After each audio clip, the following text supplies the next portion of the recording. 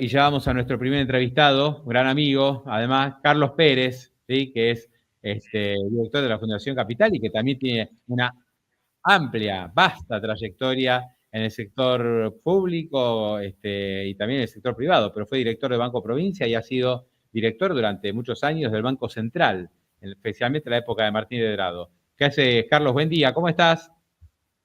Buen día, Pablo, un gusto estar contigo. Bueno, hace mucho que no charlábamos. Carlos, bueno, ¿qué opinas? ¿Cómo viene la mano? Viste que el Banco Central hoy se metió también con los dólares que tienen los bancos, ¿no? No les alcanzó solamente controlar los pesos con encajes, sino que dijo, muchachos, si quieren hacer dólar futuro, olvídense, hoy no van a poder. O sea, son cosas muy especiales que de liberales no tienen nada, y uno las tiene que tomar como, según explican desde el propio equipo económico, medidas de emergencia, ¿no? Para llegar a las elecciones sanos y salvos. Yo creo que la interpretación a hoy es que son medidas transitorias y que no van más allá de las elecciones de medio término, ¿no? Pero claramente de las decisiones que ha tomado el Banco Central en forma conjunta con el Ministerio de Economía, se me ocurren tres términos respecto de las medidas del Banco Central, ¿no? El primer término, bueno, son medidas invasivas sobre el sistema financiero y no estoy pensando en que el afectado son los bancos, estoy pensando básicamente en los depositantes, porque en definitiva A ver, está ¿por qué? operando a full No, la, está bueno, Carlos, está bueno lo que decís, ¿no? O sea, esto no es solo para los bancos, sino también involucra al depositante. A ver, está muy interesante. ¿Por qué lo decís?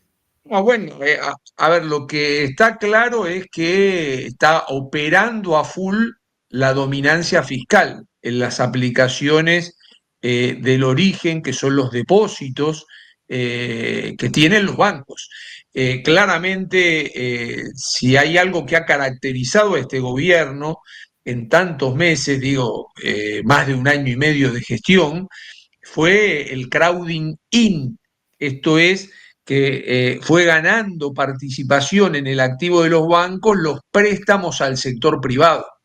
Y claramente en el último tiempo, en el último mes, fundamentalmente esto se ha revertido y del crowding in pasamos al crowding out, hay dominancia fiscal y claramente hay un sector público a través de títulos públicos que sirven para la integración de los encajes bancarios, que está ganando terreno en la aplicación de fondos de los bancos. Así que, primer término, me parece que las medidas son invasivas sobre el sistema financiero, no tengamos presente exclusivamente a los bancos, tengamos presente que los bancos intermedian dinero y que el origen de los fondos son los depositantes.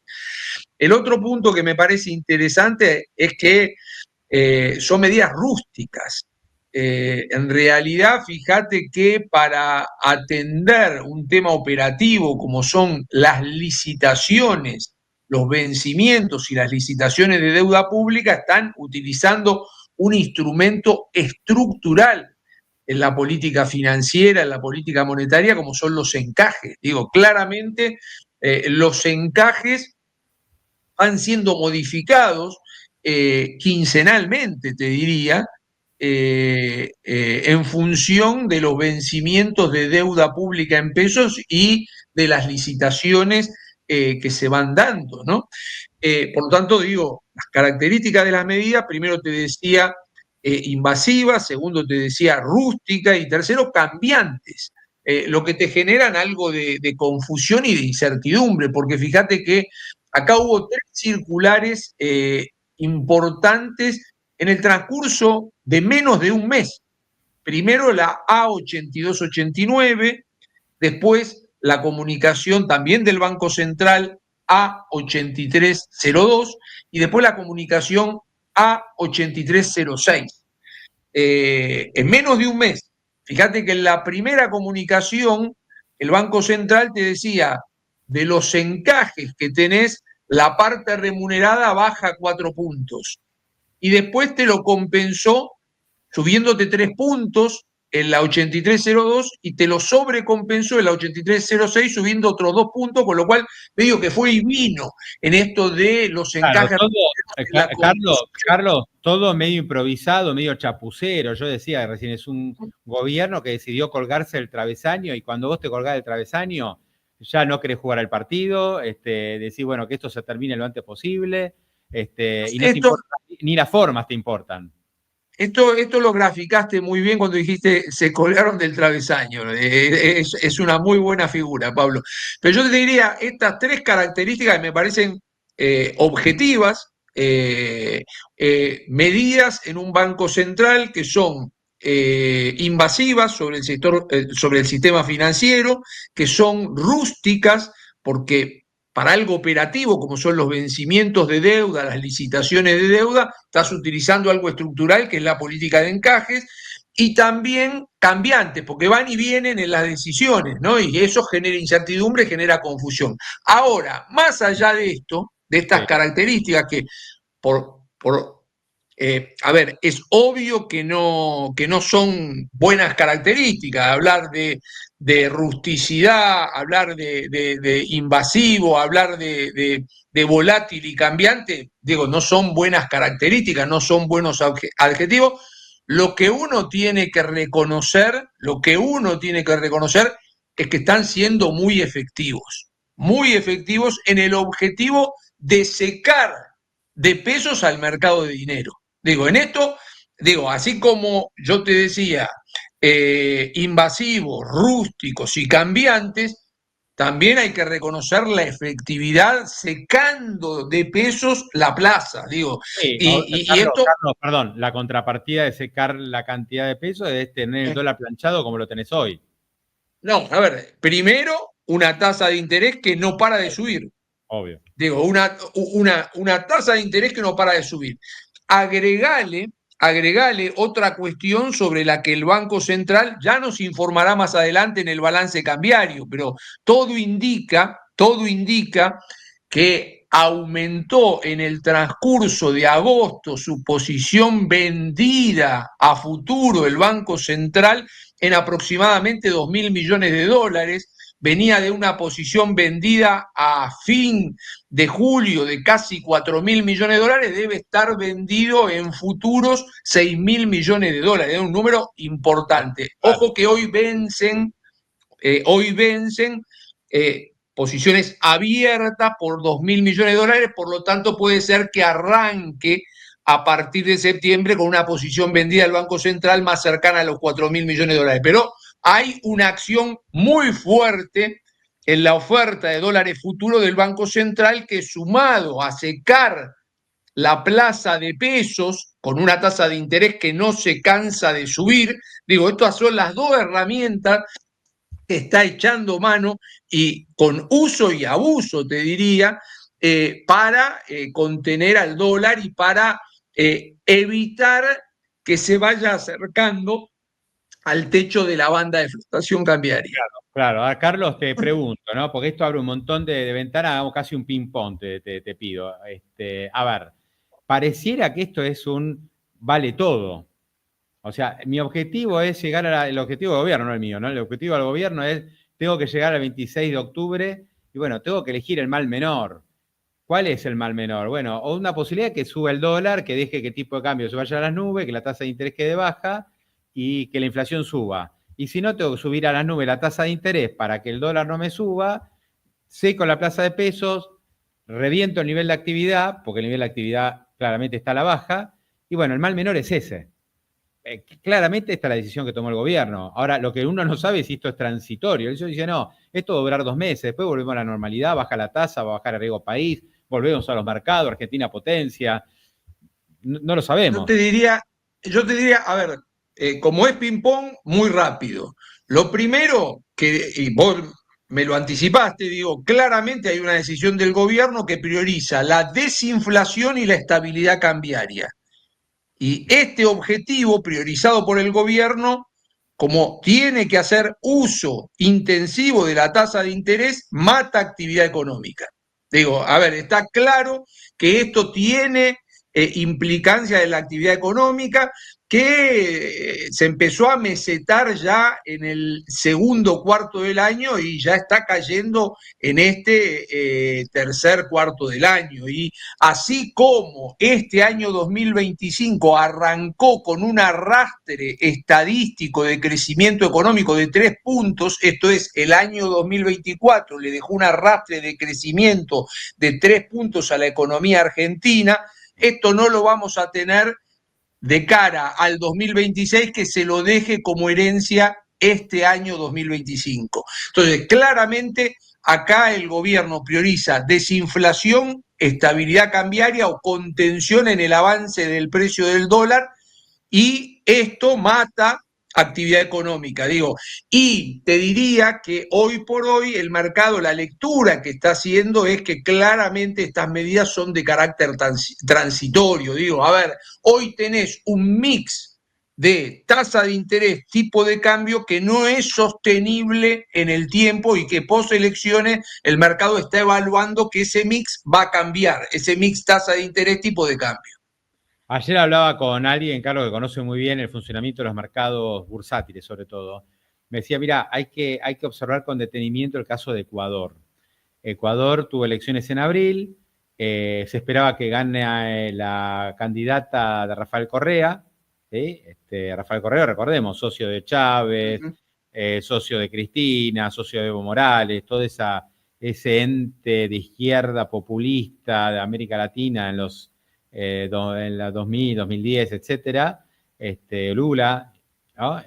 Bueno, había una candidata de Correa que venía para ganar, y finalmente termina ganando Daniel Noboa en el balotaje y gana el candidato Promercado, que no estaba en los papeles de los inversores. El Riego País pasa de 1.900 a 750 puntos. Y ahora algunos dicen, ay, ojo, porque acá puede pasar lo mismo. Si el kirchnerismo no tiene una buena elección en la provincia, especialmente en la elección nacional, la cosa se puede tranquilizar, no es que no. Hoy tenemos un riesgo país de 850 puntos. Algunos dicen, bueno, ojo, vamos a 550. Hay que esperar el resultado electoral y es al de lo que se aferra el gobierno. Yo más que poner el foco, me parece muy bueno lo que estás diciendo, porque más que poner el foco estamos en la cercanía de una muy importante elección de medio término. Y claramente, hoy por hoy se resalta la suba de más del 50% en el riesgo país de los últimos meses. Pero, a ver, miremos la cosa más con un horizonte más amplio y convengamos que la verdad que el presidente Milei terminó siendo una sorpresa en términos de la elección presidencial del año 2023. Sí. Y sepamos que previo a esa elección el riesgo país de la Argentina estaba arriba de los 2.000 puntos básicos. Y hoy está en 850 puntos básicos, como vos bien decías, y pasó por la estación de 1.500 a mediados del año pasado y hoy está en 850. Con lo cual, más allá de que vas teniendo serruchos, como el último, llegó a 550 y hoy está en 850, convengamos que de 550 llegó, rebotó casi a 1.000 y después vino el acuerdo con el fondo, ahí bajó a 700, se situó en esa zona y ahora últimamente con estas cuestiones monetarias, cambiarias, cuestiones también políticas que pueden estar o bien vinculadas con el accionar del Congreso en materia de amenaza fiscal o bien vinculadas con la política propiamente dicha, como es el caso Andís. Digo, bueno, todo esto y la incertidumbre del resultado de las elecciones está pasando factura en términos de riesgo país, pero si uno tiene una mirada más con un horizonte más amplio, lo que está claro es que el cambio que la Argentina requirió, la sociedad argentina requirió en 2023, terminó, y obviamente con gestión de gobierno y con la priorización del equilibrio fiscal, llevó a la Argentina a un riesgo país que, si bien es el doble de lo que la Argentina necesita para acceder de manera voluntaria a mercado, es mucho más bajo que cuando arrancó. Así que sin duda que en la medida en que la Argentina pueda consolidar un cambio de régimen, y las elecciones son muy importantes para ello, en lugar de un paréntesis, a ver, si uno mira para atrás, dice, che, cambio de régimen fue la convertibilidad, paréntesis fue Macri. Bueno, claramente esa duda hoy está, y creo que el test de las elecciones de mediano término es muy importante para definir si cambio de régimen le gana el partido a paréntesis. Lo que pasa, Carlos, que Argentina, no voy a decir nada nuevo, por supuesto, ni quiero subestimar a nadie con este comentario, pero Argentina es un país único, porque estos péndulos de ir de un espectro a otro espectro tan rápido no lo tenés en ningún lado. Vos fíjate lo que ha sucedido en estos últimos 3, 4 años en América Latina, ¿no? Donde, bueno, Perú ni hablar, Perú se han matado presidentes, hay presidentes presos, han tenido escándalos, pero 10 veces peores que en Argentina, y la economía ni se mueve. Tenés el dólar que vale 3 soles con 50 desde el año 2003. Hace más de 20 años tiene el mismo tipo de cambio, es increíble. Después tenés... te diría que las sociedades latinoamericanas, ¿sí? Son todas, a mi modesto entender, es opinable, pero para mí son adolescentes. Lo que pasa es que en los otros países, más allá de las sociedades adolescentes, hay cuestiones que no se discuten. Vos recién mencionaste a Lula, ¿sí? Ahora, Lula podrá quejarse del presidente del Banco Central de Brasil, pero la tasa Selic la maneja el Banco Central de Brasil. Digo, en Perú, vaya si tenés inestabilidad política, hace 20 años que tenés el mismo presidente de Banco Central en Perú, y el tema de la estabilidad inflacionaria no se discute. Entonces digo, me parece que la Argentina se debe esta cuestión como política de Estado. Digo, me parece que más allá de las formas que para cada uno pueden ser debatibles y cuestionables de nuestro presidente de la nación, digo, hay que rescatar esta visión respecto al equilibrio fiscal que es muy importante, y que hoy, a Dios gracias, es un activo. Lamentablemente es un activo de Milei, no es un activo de la Argentina.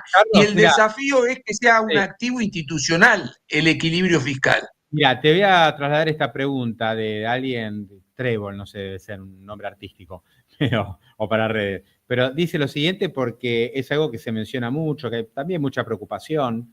Dice, hay que dejar estos esquemas dañinos que destruyen el aparato industrial y al empleo.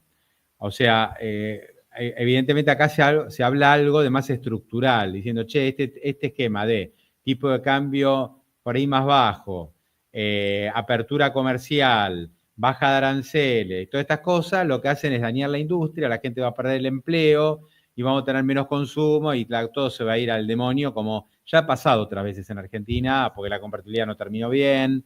Bueno, a Macri no le fue bien, creo que yo por otros motivos, pero está ese temor instalado, ¿no? Como diciendo, bueno, aún cuando el gobierno gane las elecciones, se tranquiliza un poco el dólar y por ahí baje la tasa, igual este modelo está terminado.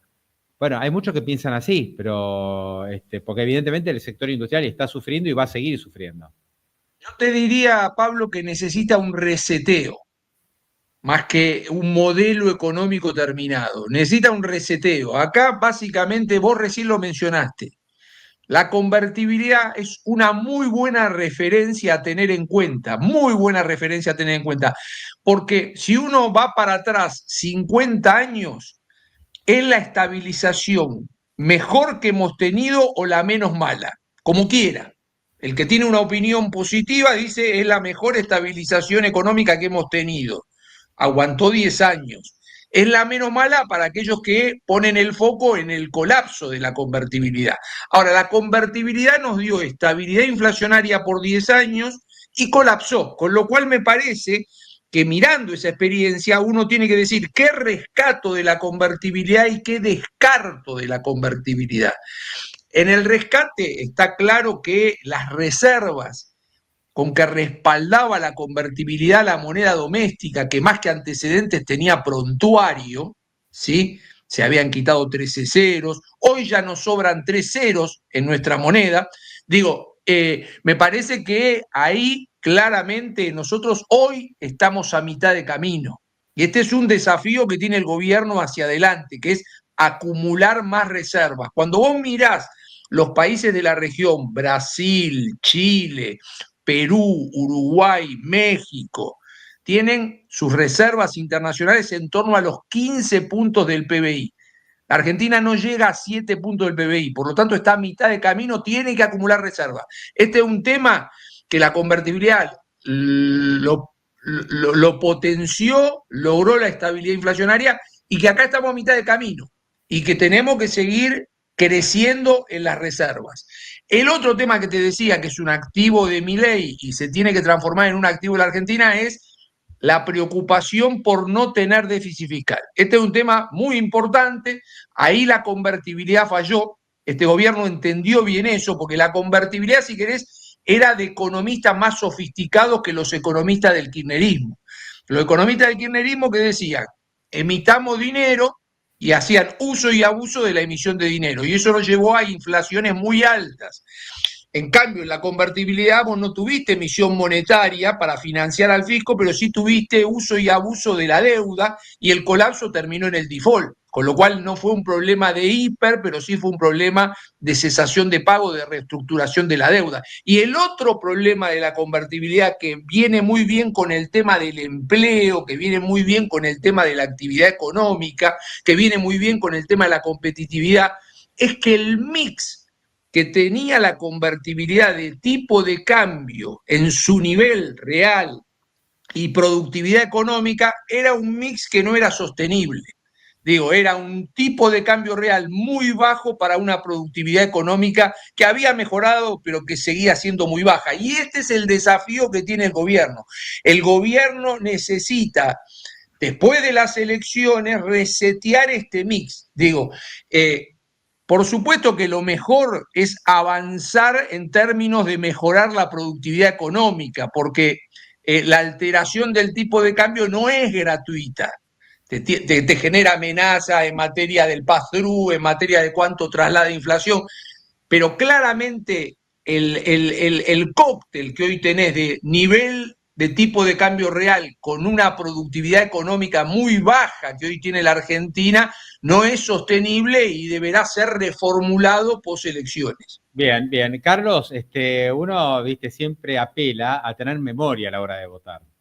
Sea lo que signifique eso, o sea, tener memoria, saber quiénes son los candidatos, también obviamente vivir en el presente, pero recordar. Y yo creo que está bueno este momento para que recordemos, aunque sea un minutito, porque a vos te tocó en la función pública una muy fulera, que fue cuando estabas en el Banco Central junto a Martín Redrado, y a Cristina se le ocurrió para que, digamos, ganar elecciones y para recuperar la economía, manotear las reservas. Y ahí empezamos con el desastre, ¿no? ¿Qué te acordás de aquel momento donde ustedes dijeron resistir? Ustedes lo que dijeron fue, nosotros queremos resistir, las reservas son del Banco Central, no se las puede apropiar el Poder Ejecutivo, hay una carta orgánica, no podemos ir contra la ley, y bueno, fue un despiole eso, ¿no? A vos, me acuerdo, no sé, a Redrado lo tenía que ir a sacar con patrullero, y vos también resististe hasta casi último momento, me acuerdo alguna charla que hemos tenido en ese momento tan particular. Faltaron 15 años, pero uno no se puede olvidar de las cosas que han sucedido en Argentina. Cuando vos hablás, no hay que recuperar reservas, pero en ese momento teníamos bastantes reservas. Teníamos más que ahora. Muchísimas, muchísimas. Mira, Pablo, se me vienen tantas cosas a la cabeza. Primer cuestión, fíjate que en nuestra época estaban las reservas internacionales. Hoy tenés distintas definiciones de reservas internacionales porque han hecho un zafarrancho. Digo, tenés las reservas internacionales brutas, tenés las reservas internacionales netas, tenés las reservas internacionales de caja, tenés las reservas internacionales líquidas. Antes era todo lo mismo. La reserva bruta era la neta, era la líquida, era la de caja. Y yo me acuerdo, mira, me vino a la memoria, yo fui el gerente general, que la posición de gerente general estaba eh, en desuso desde la hiperinflación hasta que yo fui el gerente general con Martín Redrado. Primero fui gerente general 3 años y medio y después fui director. Cuando los Kirchner le ofrecieron a Martín poner un director de su confianza, ¿no? Y me acuerdo que Martín siempre me decía, Carlos, hay dos palabras que en este gobierno no las tenemos que mencionar. Y que nosotros, una la aplicábamos mucho. Una era la palabra ajuste, que esa palabra no había que mencionarla. Yo tuve algún problema por haber dicho que había que bajar la tasa de crecimiento del gasto público. Fíjate, fui cuidadoso, no mencioné ajuste, hay que bajar la tasa de variación del gasto público. Le pidieron a Martín mi cabeza. Dicho eso, la otra palabrita que no podíamos mencionar, pero que tanto Martín como yo mirábamos diariamente, era la convertibilidad. ¿A qué me refiero con la convertibilidad? No me refiero a tipo de cambio fijo, me refiero a que un país, que te vuelvo a decir, más que antecedentes, tiene prontuario monetario, es un país que necesita tener esa moneda tan castigada, tan maltratada, respaldada por una moneda fuerte. Y nosotros hacíamos diariamente la cuenta de cuántos pasivos monetarios teníamos y ojo, no solo tomábamos la base monetaria, sino que sumábamos las LEVACs, que eran pasivos monetarios remunerados. Teníamos todos esos pasivos monetarios remunerados, los comparábamos con las reservas y veíamos que no daba el cociente, era una pseudo convertibilidad lo que estábamos monitoreando. Y cuando antes de, lamentablemente, algo que fue el uso de las reservas internacionales del Banco Central, que fue, vuelvo a insistir, lamentablemente el inicio de un flujo en el que todos los años se usaban y abusaban de ese uso de las reservas internacionales, que nos llevó a estas definiciones de reservas brutas, reservas netas, un zafarrancho. Otro zafarrancho, vos hoy en las reservas tenés un swap no activado con China por 13.000 millones de dólares, que está mal. Nosotros no lo teníamos eso en las reservas, lo teníamos como nota al pie de balance, porque es el derecho a pedir, no el derecho a usar dólares. ¿Se entiende? El día que lo gatillás, ahí sí va la reserva, pero no, mientras tanto claro. No. O si eso en vez de ser un derecho de pedido es un derecho de uso. Si es un derecho de uso, vos lo podés meter como caja. Pero si solo tenés un derecho a pedir y el otro te puede decir no, la verdad que es medio temerario meterlo en la reserva. Bueno, hoy está metido en la reserva. Vuelvo a lo que te decía, nosotros diariamente mirábamos las reservas y la contrastábamos contra la totalidad de pasivos monetarios, base monetaria más LEVAC. Y me acuerdo en 2009 que ese número daba 3,80. Estoy hablando de 3 pesos con 80 centavos, ¿sí? Y era el valor, ese número que nos daba el ratio de pasivos monetarios totales contra reservas internacionales, nos daba 3,80, era el valor que tenía el dólar en el mercado único, que era un mercado único, y libre, que era un mercado libre de cambio. Exacto. Con lo cual, fíjate, si hay una valoración positiva que se hace de Martín en la gestión de él como presidente del Banco Central, de Redrado, es que él supo sobrellevar muy bien 4 pulseadas del mercado cambiario.